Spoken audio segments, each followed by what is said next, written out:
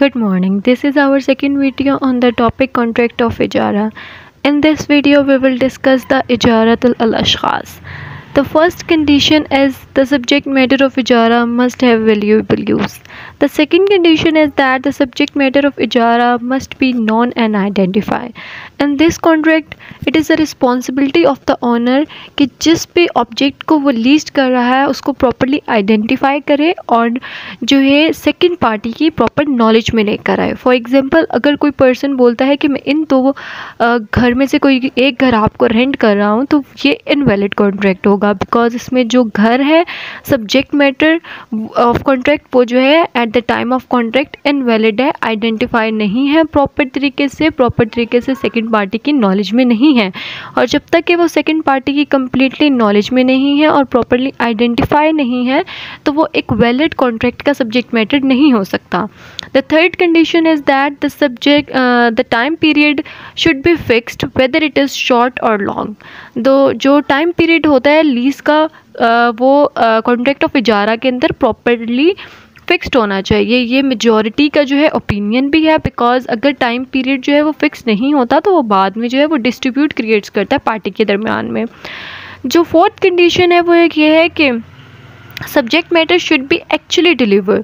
जो भी subject matter होगा कॉन्ट्रैक्ट का वो एक्चुअली डिलीवर हो सकता हो, ऐसा ऑब्जेक्ट होना चाहिए. आप किसी भी ऐसी चीज़ को जो है वो लीज नहीं कर सकते जो कि आप कॉन्ट्रैक्ट के होने के बाद, कॉन्ट्रैक्ट के कंक्लूड होने के बाद आप उसको डिलीवर ना कर पाएँ. फॉर एग्जांपल, आप किसी भी रैंडम एनिमल या रैंडम प्रॉपर्टी जिसकी ओनरशिप आपके पास नहीं है, आप उस प्रॉपर्टी को लीज नहीं कर सकते. The object and the purpose of the contract should be lawful. Object और पर्पस दोनों लॉफुल होना चाहिए. दोनों ऐसी चीज़ें होनी चाहिए कि जो कि शरिया में आपको अलाउ हो. आप किसी भी ऐसे पर्पस के लिए या किसी भी ऐसे ऑब्जेक्ट का कॉन्ट्रैक्ट नहीं कर सकते कि जो कि शरिया में अलाउ नहीं है. फॉर एग्ज़ाम्पल, आप किसी भी घर को इस चीज़ के लिए रेंट पे नहीं ले सकते, इस पर्पस के लिए रेंट पे नहीं ले सकते कि आप उसमें उसको गैम्बलिंग के लिए यूज़ करेंगे या वाइन बनाने के लिए यूज़ करेंगे या किसी भी अदर अनलॉफुल पर्पस के लिए आप इसको इस्तेमाल करेंगे. The article to be hire should be physically fit for hire. जो भी आप आर्टिकल जो है हायर कर रहे हैं वो फिज़िकली फ़िट होना चाहिए. The lessee can not use the lease property for any other purpose than the purpose is specified in the agreement. अगर तो कोई पर्पस जो है वो स्पेसिफाइड किया गया है एग्रीमेंट में, तो जो है सेकंड पार्टी उस प्रॉपर्टी को किसी भी अदर पर्पस के लिए यूज़ नहीं कर सकती.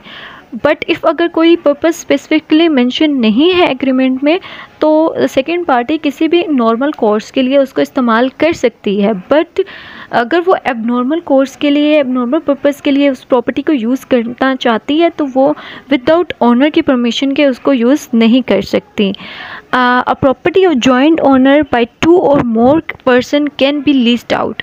अगर कोई प्रॉपर्टी जो है उसके 2 या 2 से ज़्यादा ओनर हैं तो वो प्रॉपर्टी भी लीज्ड हो सकती है, और जो उसका रेंटल अमाउंट होगी, जो भी उससे रेंट क्रिएट होगा, वो उनमें प्रोपोर्शनल के हिसाब से डिवाइड हो जाएगा. The rent to be paid should be lawful thing and known. जो भी आप रेंट ऑनर को पे कर रहे हैं वो लॉफुल होना चाहिए और ऑनर की जो है नॉलेज में होना चाहिए. The rent should be paid in the same jeans और स्पेसिफाइड. जो रेंट जो है वो सेम जिन्स में नहीं होना चाहिए. फॉर एग्जांपल, आप किसी भी हाउस की जो रेंट है वो एक हाउस की सूरत में नहीं कर सकते. आप ये नहीं कह सकते कि आप ये घर मुझे रेंट पे दे दो, इसके बदले में मैं आपको ये पेमेंट की सूरत में जो है ना अपना घर ही दे देता हूँ, आप यहाँ पे रह लो. तो ये जो है एक लॉफुल रेंट नहीं होगा. It is necessary for a valid contract that the leased property remain in the ownership of the seller. जो लीज का कॉन्ट्रैक्ट होता है उसमें ओनरशिप जो है वो ओनर के पास ही रहती है, सिर्फ पोजेशन जो है वो ट्रांसफ़र होती है किसी अदर पर्सन के पास. For example, Therefore, the lease cannot be affected in the respect of money, because जो फ्यूल और मनी है इनकी कंजप्शन के बगैर, इनको कंज्यूम्ड किए बगैर इनका जो इस्तेमाल है वो पॉसिबल नहीं है. और अगर कोई पर्सन इनको इस्तेमाल करता है, तो इनको यूज़ करता है, तो वो लीज में नहीं बल्कि वो लोन में आता है, और उसके ऊपर जितने भी ट्रांजेक्शन है वो लोन के ही अप्लाई होते हैं. Any rent charge on the lease shall be treated as interest charge on the loan. The second condition is condition of ijarat al-ashkhas. In the contract of hiring service, the worker required to perform should be fixed. जिस भी purpose के लिए आप किसी person को higher कर रहे हो उसको वो पर्पज़ आपको क्लियरली बताना होता है कॉन्ट्रैक्ट से पहले कि आपको इस पर्पज़ के लिए हायर किया जा रहा है। फॉर एग्ज़ाम्पल, अगर आपको किसी पर्सन को घर बनाने के लिए हायर करना है या किसी भी अदर पर्पज़ के लिए आप उसको हायर कर रहे हो, वो पर्पज़ जो है वो स्टार्ट में ही कॉन्ट्रैक्ट के कम्प्लीटली आइडेंटिफाई और नॉन होना चाहिए उस पर्सन के लिए। Second condition is the performance of work should not be prohibited in sharia. कोई भी ऐसा काम, कोई भी ऐसी परफॉर्मेंस जो कि शरिया में प्रोहिबिटेड हो, मना हो, ममनू हो, वो काम आप नहीं करवा सकते किसी से। फॉर एग्ज़ाम्पल, आप किसी भी पर्सन को गाना गाने के लिए हायर नहीं कर सकते, किसी भी पर्सन को आप जो है किसी दूसरे इंसान की जान लेने के लिए, उसको मारने के लिए उसकी सर्विसेज को आप हासिल नहीं कर सकते। It is not allowed to hire the service of a person for mandatory duty.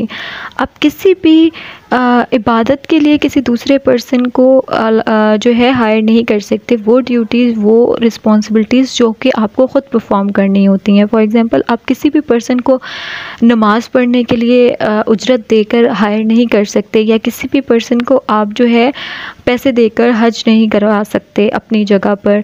आप किसी भी पर्सन से जो है रोज़ा नहीं रखवा सकते पेमेंट कर